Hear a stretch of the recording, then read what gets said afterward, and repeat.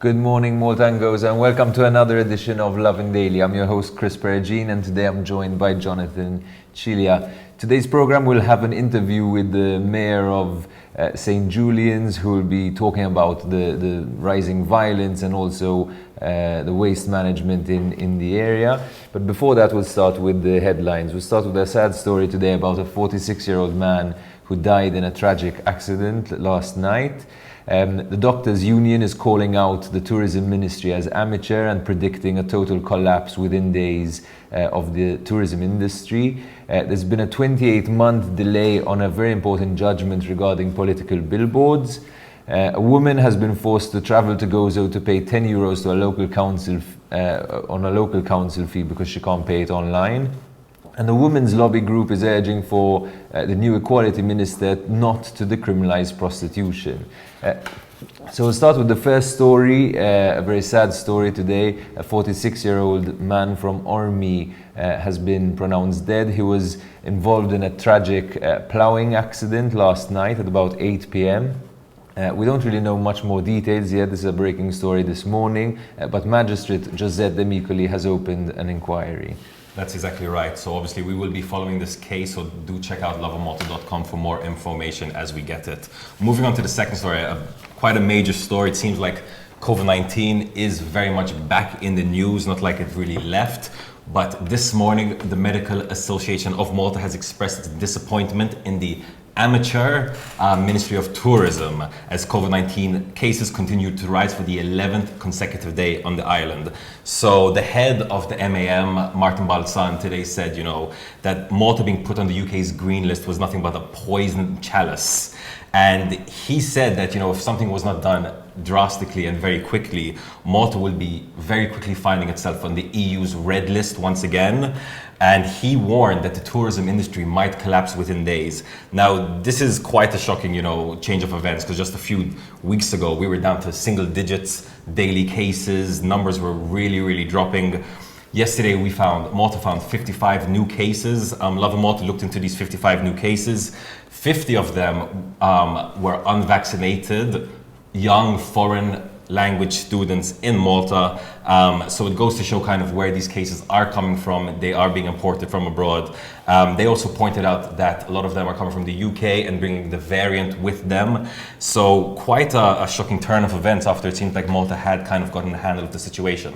On the plus side, I guess knowing that they weren't vaccinated means that those who are vaccinated are still not suffering as bad symptoms or being spread so much. So I think there's still that good news, and it's important to reflect as well on those numbers in the sense that now, like the UK is saying, we might need to get used to the numbers and not hopefully not the hospitalizations.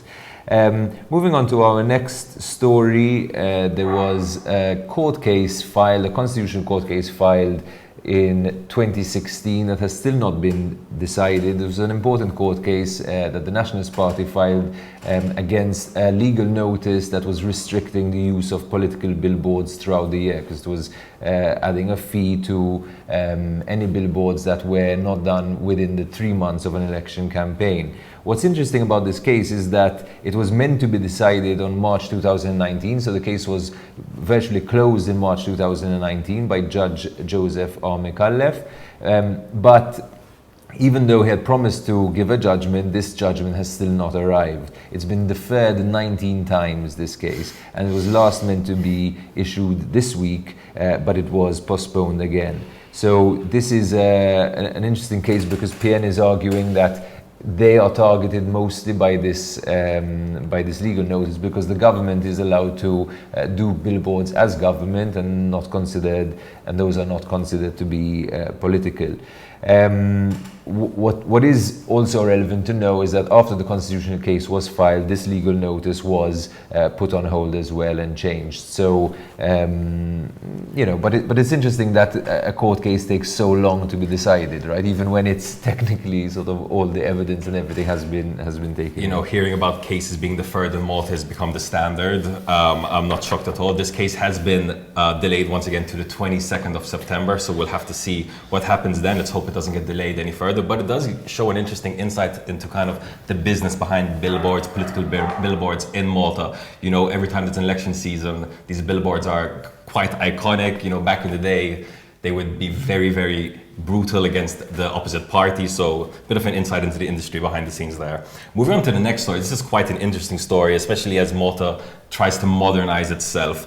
A Maltese woman who lives both in Malta and Gozo was forced to travel to Gozo to pay a measly €10 fee to the local council of Munshar. She had to pay this payment because she had ordered a crane to deliver some furniture to her house, so she had to block the road for an hour. But the issue was that she couldn't pay this online.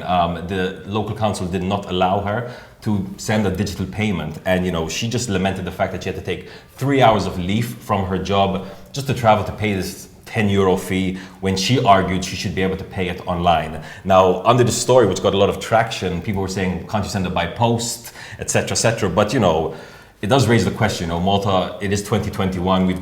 We've made advances in so many areas. Should local councils be accepting digital payments? And we're talking about elections before. Should we be able to vote online as well, right? I think Malta is lagging behind on that front. In the rest of the EU, this is something that's been taken on quite extensively, and even though we're very good usually with digital services in Malta. So anyway, move on to the last story of the day. A coalition of female activist organizations is calling on the new Equality Minister, Owen Bonici, to not follow through on his predecessor's plan to decriminalize sex work and prostitution.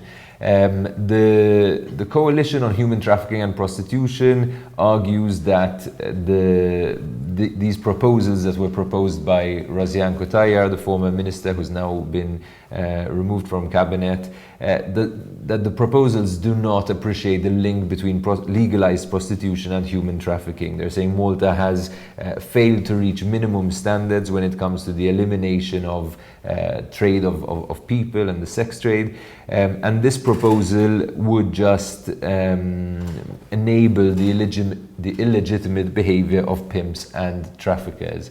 What do you make of that, John? Look, the coalition is made up of some very, very, important female voices in Malta. You've got the former president, Mary Louise Colero-Preco. You've got human rights lawyer, Lara Dimitrievich, making it up. So, these are experts in the coalition, and it's very important they speak up and raise their voice on these points. However, I do think it's essential that they also speak to successful, stable sex workers in Malta that do exist. Lovin Malta itself has spoken to a number of them, from dominatrixes to OnlyFans stars, and it would be very remiss to ignore these success stories as well. If we are going to do a reform of prostitution and sex work in Malta, we shouldn't just focus on the worst case scenarios. We should have a very holistic approach to this and speak to everyone, every stakeholder involved in this. That brings us to the end of the first half of today's episode. We're going to cut to a quick trailer for a new episode of our series Lovin Streets, which just launched yesterday. Check it out soon, and when we're back in the office, we'll have the mayor of St. Julian's, Albert Buttigieg.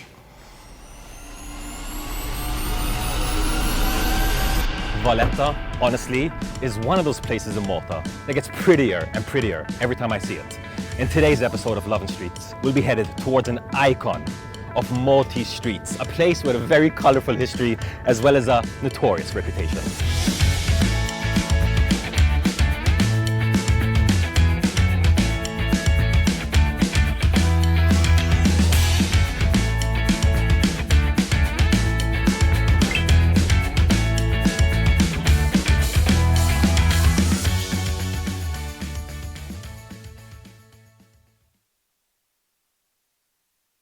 Back on Lovin Daily. Today with us we've got Albert Buttigieg, the mayor of St. Julian's. Thanks so much for joining us this morning. Grazie tal-istadina u kol tal-opportunità li nkun magħkom ukoll. Grazie. So we wanted to bring you in a little bit to speak about, obviously, St. Julian's is one of the most prominent, one of the most important localities in Malta, as far as business, as far as food, as far as entertainment. But it's been in the news a little bit recently with some fights and brawls that have been captured on camera.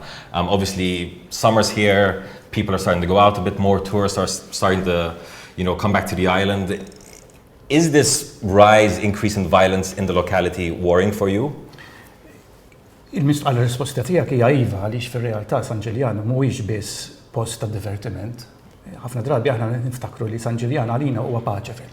u nifqu hemm. Meta fir-realtà paċi fil-sar San Julian kollu. Ġifieri mhux qed nuża l-kliem biex nilgħab bih, imma paċi fil-sar San Julian kollu. Ġifieri San Julian kollu sar ikkummerċjalizzat fejn in-next door tiegħek jista' jkun bar, jista' jkun restorant. U allura il-problema hija l-residenti tagħna jħossuhom insikuri meta jkollok nies li għandhom imġiba mhux responsabbli, kemm lokali sfortunatament fil-kull anke barranin li jiġu biex jieħdu gost u naħdu gost li narawhom jieħdu gost, speċjalment naraw żgħażagħ li jieħdu gost għax il-żożija lek qiegħda biex tieħu gost. Imma biex tieħu gost tispiċċa biex iddejjaq il ħadd ieħor, speċjalment anzjani li realtà forsi jkollhom diġà diffikultà biex jaċċettaw ċertu stil ta' ħajja. Imma mbagħad meta jaraw vandaliżmu, meta jaraw tkissir, meta jaraw imġiba, pereżempju ftit dil-ġimgħa stess, kellna fit-triq prinċipali grupp ta' żgħażagħ jaqbżu minn karozza minn bonet għal ieħor. Wow. ċaj hija aċċettabbli? Xi ħadd li jagħmel wara l-bib tiegħek huwa aċċettabbli? Xi ħadd li jiġi u jinqeda ġifieri l-bżonnijiet tiegħu wara l-bib tiegħek. Xi ħadd li jħabbat il-bib fit-tlieta ta' filgħodu jitlaq jiġri. Xi ħadd li forsi jagħmel is-sess m'għandix problema ma nidħlux fiha, imma jiġi jagħmluha is-sess fil-parapett tiegħek. Jiġifieri meta tiġbor kollox ma kollox, imbagħad tibda tiftakar li rridu niftakru r-residenti ta' San Julian m'għandhomx biss id-divertiment. Għandna filgħodu l-kostruzzjoni, għandna traffic, għandna l-krejnijiet, għandna l-platforms jieħduna l-postijiet li meta taqqad kollox flimkien tiġi sitwazzjoni li hija diffiċli ħafna għal-residenti tagħna biex jgħixu l-ħajja diċenti għax bħala kollox aħna residenti bħal ħadd ieħor rridu ngħixu, rridu ngawdu l-proprjetà tagħna. U allura nħossu li n-nuqqas ta' sikurtà hija very grave concern għalina. No, these are some serious challenges to residents, young and old, in the locality. So you've called for a stronger police presence in the area. What do you foresee? More patrols, another station, maybe something in Portugal? Mela, l-ewwel ħaġa li qed nippruvaw aħna ngħidu huwa li għandna bżonn naqbdu l-barri mill-qrunu f'liema sens. Irridu niftakru li San Julian kif għadd mhuwiex biss residenza u laqqas huwa biss divertiment u naħseb wasal żmien li nagħmlu buffer zone fejn kunu nafu fejn huwa tad-divertiment u fejn mhuwiex tad-divertiment. Ġifieri għall-mistoqsija tiegħek se mmur iktar profond. Hemm wasal iż-żmien nbidlu l-policies tagħna. Ma nistgħux nibqgħu nieklu mill-residential areas, mill-core village u nibqgħu nintroduċu kummerċ għax il-kummerċ se jġib ċertu diffikultà. Mela rridu mmorru policy li tuħunna fit-tul. Inbidlu l-policies b'tali mod li nistgħu fejn jgħixu ir-residenti. Minna l-oħra, aħna nitolbu iva preżenza ta' pulizija. Jaħna hawnhekk insellem il-pulizija għaliex fir-realtà il-pulizija jagħmlu ħafna xogħol tajjeb, għandna good relations magħhom. Dal-aħħar aħna tkellimna u nixxielna biex ngħidu hekk nagħmlu pressjoni biex ikomna il-community policing. Li s'issa fir-realtà diġà bdejna bil-mod il-mod u fil-ġranet li ġejjin se titħabbar mod uffiċjali fejn allura se jkollna żewġ pulizija fil-5 żoni ta' San Julian. San Julian huwa maqsum f'5 żoni. Aħna paċi fil-huwa wieħed minnhom. L-erba' l-oħra se jkollna preżenza ta' pulizija. U iva il-preżenza tal-pulizija. Imma nibqa' ngħid l-bżonn ta' pulizija mill-11 ta' filgħaxija sal-5 ta' filgħodu. Dak huwa l-iktar ħin vulnerabbli fil-lokalità tagħna meta il-ħwienet ikunu kważi qegħdin joperaw, xi wħud minnhom ikunu qegħdin jalqu u allura bejn is-satejn u l-4 l-5 ta' filgħodu in-nies ikunu sfortunatament taħt l-effetti ta' sustanzi, forsi xi wħud oħra ikunu wkoll anke mġiba li mhix tajba, u allura jibdew jagħmlu l-atti ta' vandaliżmu għaliex sfortunatament bniedem li ma jirraġunax għax ikun taħt l-effett ta' xi ħaġa, jibda jkisser il-baxtop, jkisser jaqla l-siġar li nkunu żrajna, jobrox il-karozzi, eċetera. Allura hija l-preżenza tal-pulizija. U biex ngħidlek qed nippruvaw nagħmlu din pressjoni biex flaxija ikun hemm special squad li propju tkun dil ħaġa. Il-Kummissarju tal-Pulizija u nirringrazzjah qed jaqbel ma' din l-idea nisperaw li bil-mod inwaslu għalli. No, it's brilliant to see that the council is being proactive and actively seeking answers for these challenges. So on a very related but a different topic, beyond violent incidences, we've been seeing, people talk about waste management in the area. Just this week, animal activist Moira Delia posted a video showing these large piles of trash that she had said was there for 4 weeks. I know you commented under it as well. Yes. What's the situation there? Mela, tajb li tkunu tafu anka minn segwina jkun jaf xi tajt il-liġi. Il-liġi tajt li kull outlet kommerċjali jrid ikollu a private contractor li jiġi jiġborlu il-garbage tiegħu filgħodu bejn l-4 ta' filgħodu u s-7 jew it-8 ta' filgħodu. Dik hija l-liġi. Sfortunatament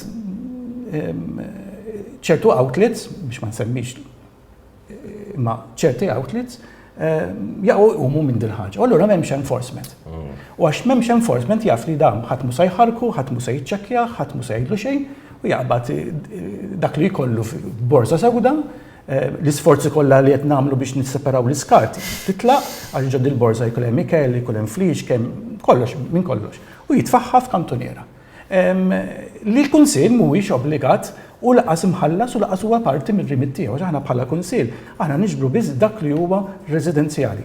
Anzi, jekk niġbruh u nieħduh il-matab, niġu fajnjati għax ġbarna affarijiet li mhux tagħna. Allura ma nistgħux li ġa l-kunsill għandu diffikultà ta' riżorsa ta' finanzi għaliex tajb li ngħidu San Ġiljan jieħu finanzi ta' skemm jieħu għaż-żabbuġ u ta' skemm jieħu l-rendi, ġifieri u taf li żewġ postijiet mhumiex l-istess. Ġifieri diġà għandna limitazzjoni kbira ta' risorsi, u għed ngħidu isma' il-liġi idem u għandu liġi implementata. U fil-fatt, tajb li ngħid li dil-ġimgħa għandi laqgħa mal-Ministru tal-Turiżmu u l-uffiċjali tiegħu biex nippoġġu in place dil-ħaġa. Jgħinuna ħafna l-Cleansing Department u nixtieq nirringrazzjahom, ġifieri għaliex jiġu dejjem isum l-anġli tagħna għall-għajnuna, biss ma nistgħux nibqgħu sitwazzjoni fejn xi ħadd iħossu li iva jista' joħroġ l-iskart fiex ħin irid, meta jrid, eċetera, eċetera. So, but is it possible that a business could have a pile of trash there for 4 weeks in such a central area like Parcheville? Il-problema hija għaliex il-garbage collector tiegħu ma jiġix jiġbru. Għaliex flok jħallsu ta' kuljum, jħallsu darba fil-ġimgħa biex inaqqas l-expenditure tiegħu. Issa jiena nifhem li palissa għandhom nuqqas ta' income, imma fir-realtà u din huwa l-messaġġ li qed ngħidu, dan qed impoġġu l-ġebla fuq saqajna għaliex meta jkollna l-garbage u dik immaġina turist ġej 5-star hotel, l-MTA u aħna kollha kemm aħna nippruvaw nagħmlu sforzi kbar u għaw nirrikonoxxi l-sforzi f'kol anke mill-Gvern ċentrali biex nġibu t-turisti biex imbagħad nesponuhom għal ċertu. Allura huwa fl-interess tagħna li investu fit-turiżmu billi nżommu l-pajjiż nadif. Now, to continue on Parcheville a little bit, obviously Parcheville is the club center, the entertainment center, but over the last few years we've seen a bit of a change. Some clubs have started to close down, restaurants are appearing. One, what do you make of this change of the culture of Parcheville? Obviously, there are still many clubs there, but we're seeing more eateries. And two, we're starting to see more restaurants put tables and chairs in public land. Are you afraid of the encroachment of these restaurants on public land? Għawieġ bega żewġ mistoqsija fiha żewġ istanti. L-ewwel waħda aħna nieħdu gost li Parcheville issu qed jinbidel from a clubbing scene, m'għandni xejn kontra clubbing, imma from a clubbing scene li bil-mod il-mod qed jinfetħu ristoranti ta' ċertu kwalità, qed jiġu wkoll anke l-financial services u l-gaming, ġifieri qed jsir hub biex ngħidu hekk ta' ċertu livell ta' investiment u dik hija xi ħaġa pożittiva għaliex dak ifisser li l-kwalità tan-nies li qed jiġu ġo Parcheville qed jola u allura l-imġiba tagħhom allura qed timprovja wkoll. Fuq l-imwiegħed u s-siġġiet hija din hija problema kbira għaliex fir-realtà waqt li nifhmu li f'ċertu postijiet għandu jkun hemm imwiegħed u s-siġġiet għaliex il-klima tagħna taċċetta hija sabiħa, imma min-naħa l-oħra hemm biex ix-xi oħra tar-residenti. Jiġifieri jekk jiena residenti li 40 sena, jiena fejn se nipparkja. Hija problema kbira. Issa bħala kunsill qegħdin ngħidu għal ġo Parcheville qegħdin ngħidu isma' araw min huma residenti tagħna. Tuhom residential parking. Okay. U t-toroq l-oħra illiberalizzawhom kollha u ħalluhom pedestrianizzaw. Nagħmlu speċi ta' park and ride kif għandna bejn il-Furjana u l-Belt u għalhekk neliminaw il-karozzi. U allura l-imwiegħed u s-siġġiet jispiċċaw.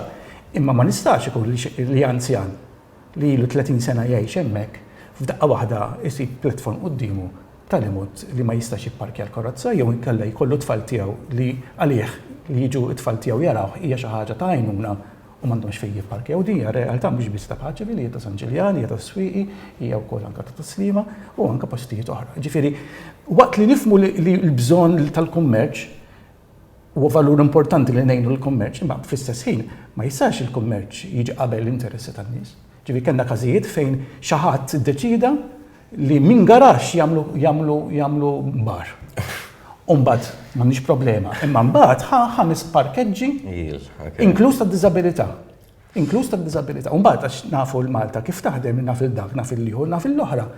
Nispiċċaw biex il-permessi jittieħdu, mbagħad once li ttieħdu jittieħdu. U allura qed ngħidu isma' mhix aċċettabbli li public land tibqa' tittieħed. U f'għat il-Kunsill Lokali dejjem huwa konsistenti, ġifieri kemm ili sindku kif ukoll anke sindku ta' qabli konna dejjem konsistenti li aħna l-ewwel in-nies jiġu. Fejn nistgħu u fejn nistgħu neġevolaw iva għaliex le.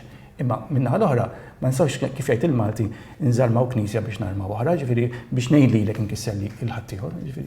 Moving on to the final question, it's something I think that we've reported on and people have been talking about, fast ferries. So leaving a little bit of Parchville, entering St. Julian's proper.